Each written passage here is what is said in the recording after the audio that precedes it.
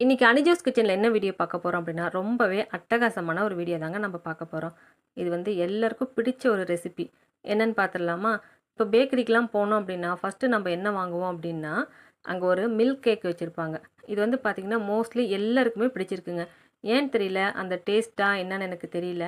ஆனால் வந்து நம்ம வெளியில் வாங்குறப்ப பார்த்திங்கன்னா விலை கொஞ்சம் கூடுதலாகவே அது இருக்கும். அது வந்து நம்ம வீட்டில் ஈஸியாக எப்படி செய்யலாம் அப்படின்றத பார்க்கலாமா? ஃபஸ்ட்டு வந்து பார்த்திங்கன்னா ஒரு பேக்கெட் ப்ரெட் எடுத்துக்கோங்க. ஸ்வீட் ப்ரெட் எடுத்துக்கோங்க. அப்போ தான் நல்லாயிருக்கும். அதை வந்து தோசைக்கல்லில் போட்டு நல்லா டோஸ்ட் பண்ணிக்கோங்க. எண்ணெயெல்லாம் ஊற்றக்கூடாது. சும்மா ராவா இங்கே பாருங்களேன், இந்த மாதிரி நல்லா தோசைக்கல்லில் போட்டு எடுத்துட்டு, அதுக்கப்புறமா அதை ஆறுனதுக்கப்புறம் மிக்ஸி ஜாரில் போட்டுட்டு நல்லா பொடி பண்ணிக்கோங்க. எந்த மாதிரி இருக்கணும் அப்படின்னா, கோதுமை ரவை இருக்குல்ல, இங்கே பாருங்களேன், இந்த மாதிரி நல்லா குரணையாக இருக்கணும். நல்லா மிக்ஸி ஜாரில் போட்டு இந்த மாதிரி அடித்து எடுத்துக்கோங்க. இல்லை அப்படின்னா பிரெட் கிராம்ஸ் இருந்தால் கூட நீங்கள் யூஸ் பண்ணிக்கலாம். அதே மிக்ஸி ஜாரில் இன்னொன்று சுகர் வந்து 200 கிராம், 4 ஏலக்காய் போட்டுட்டு இதையும் நல்லா பவுட்ரு பண்ணி எடுத்து தனியாக வச்சுக்கோங்க. அதுக்கப்புறம் அன்சால்டட் பட்டர் 150 கிராம் எந்த பாத்திரத்தில் நீங்கள் அடிச்சிக்க போகிறீங்களோ அதில் போட்டுட்டு நல்லா அடிச்சுக்கோங்க. அது வந்து பார்த்திங்கன்னா ஒரு 5 நிமிஷத்துக்கு நீங்கள் இந்த மாதிரி பீட்டரில் அடிச்சுக்கோங்க.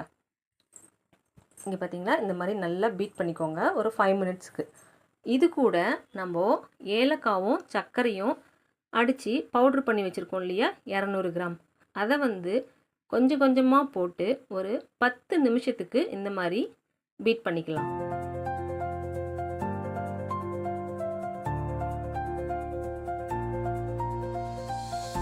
இருக்கிறது எல்லாமே போட்டு நான் என்ன பண்ணிக்கிறேன், பீட் பண்ணிடுறேன். ஆனால் ஒரு 10 நிமிஷத்துக்கு நீங்கள் கட்டாயமாக அதை பீட் பண்ணியே ஆகணும். இது கூட இத்துணூண்டு உப்பு போட்டிருக்கேன். எப்போவுமே எந்த ஸ்வீட் செஞ்சாலும் கொஞ்சமாக ஒரு பிஞ்சு உப்பு போட்டுக்கணும்.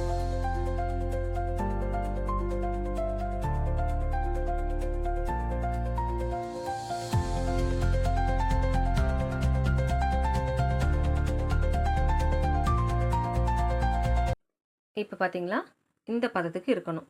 இது கூட 3 முட்டை, அது வந்து 3 முட்டையும் நம்ம ஒட்டுக்கா போடக்கூடாது, தனித்தனியாக, அதாவது ஒவ்வொரு முட்டையாக போட்டு போட்டு நம்ம கலக்கிக்கிட்டே வரணும். ஏன்னா முட்டை போட்டதுக்கப்புறம் பார்த்திங்கன்னா கொஞ்சமாக தண்ணி விடுற மாதிரி இருக்கும்.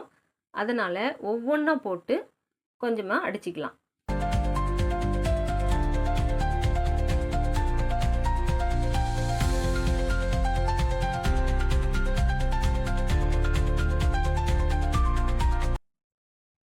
இது கூட பார்த்தீங்கன்னா கண்டென்ஸ் மில்க் 2 டேபிள் ஸ்பூன்,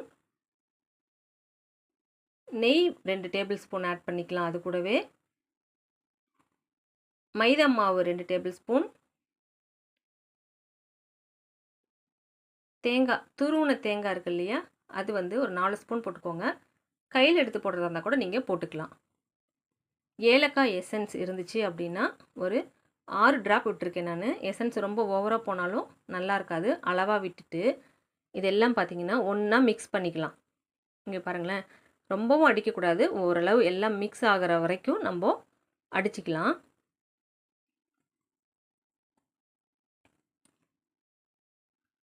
இந்த பதத்துக்கு இருந்தால் போதும். இதுக்கு மேலே நம்ம கரண்டி யூஸ் பண்ணி கூட நம்ம கிளறிக்கலாம். ரொம்பவும் கலக்கக்கூடாது, மேலாப்பில் இந்த மாதிரி கலந்துக்கோங்க.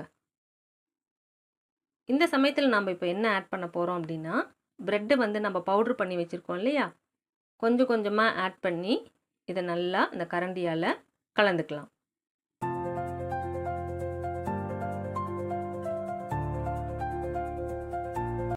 நான் கொஞ்சம் ரிச்சாக இருக்கட்டும் அப்படின்றதுக்காக முந்திரியும் பாதாமும் லைட்டாக நுணுக்கி அதில் ஆட் பண்ணியிருக்கேன்.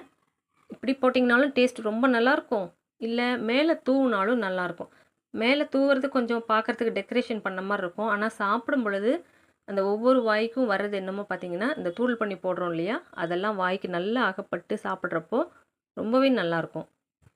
இது வந்து பார்த்திங்கன்னா ரொம்ப அடிக்காமல் மெதுவாக கிளறிக்கோங்க.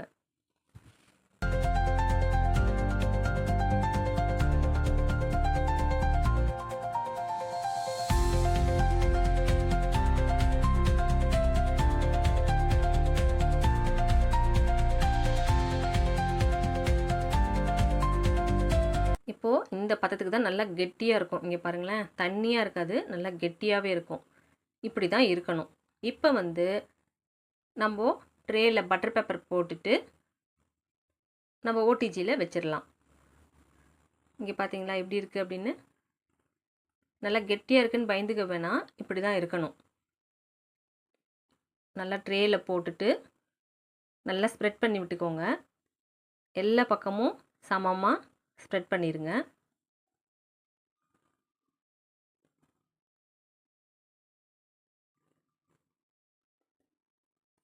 ரெண்டு தட்டு தட்டிட்டோம் அப்படின்னா அழகாக செட் ஆகிக்கும். இப்போ நம்ம ஓடிஜிக்குள்ளே வச்சிடலாம். இது வந்து பார்த்திங்கன்னா ஓடிஜியில் 180 டிகிரி செல்சியஸில் 10 நிமிஷம் வைக்கணும். அதே போல் பேக்கிங்க்கு 30 to 40 நிமிஷம் குக்கருக்கு கீழேயே கொடுத்துருக்கேன். இப்போ பாருங்கள், அழகாக ரெடி ஆகிடுச்சு. நல்லா சாஃப்டாக இருக்குது, கத்தியில் ஒட்டவே இல்லை, ரொம்ப அழகாக வந்திருக்கு. ரொம்ப ஈஸி தான், கட்டாயமாக நீங்கள் ட்ரை பண்ணி பாருங்கள். அவ்வளோ டேஸ்ட்டாக இருக்குது. குழந்தைங்களுக்கும் பிடிக்கும், நம்மளுக்கும் பிடிக்கும். நம்ம வெளியில் வாங்குறதுக்கு வீட்லேயே இந்த மாதிரி ரெடி பண்ணி சாப்பிட்டோம் அப்படின்னா உடம்புக்கும் ஹெல்த்தியாக இருக்கும். அதிக பணமும் கொடுத்து நம்ம வெளியில் வாங்கணும்னு அவசியமும் இல்லை.